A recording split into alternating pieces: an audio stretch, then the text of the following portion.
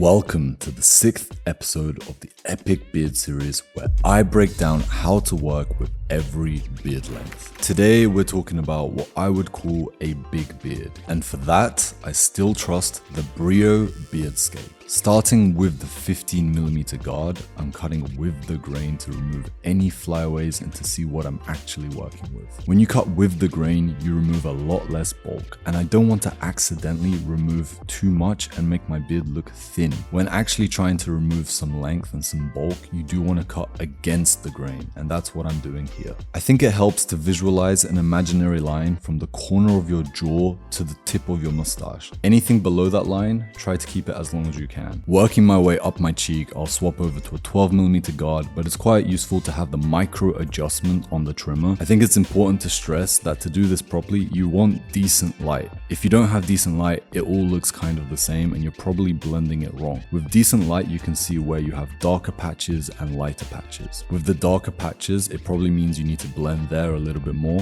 It might even mean that you need to go down a slightly shorter length to blend it better. You can see that I did this with the 9mm guard.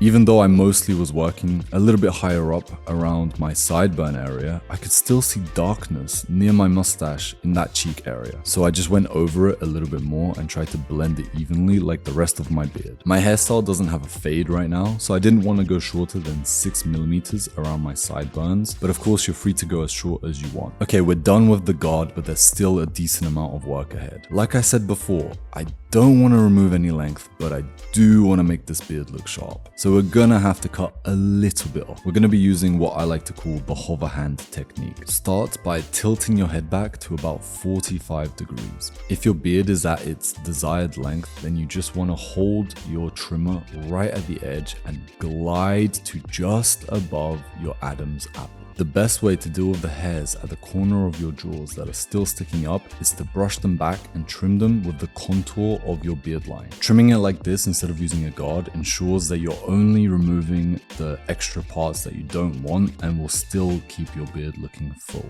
Now it's time to work on the cheek line. To draw the perfect cheek line, you want to draw the line as high as the fullness of your beard allows for. Lastly, we've got the mustache. My beard is pretty long, so I don't want to have a really short mustache, but I also don't want it to be so long that it keeps sticking into my mouth. I pretty much just brush it down and then use my lip line as a guide. Also, the mustache tips were starting to look really long, so I just twisted them up and cut them to roughly the same length on both sides. As always, this final step is optional, but I love to finish up with a shave just to get the cleanest look possible. And voila, this big beard is looking proper sharp.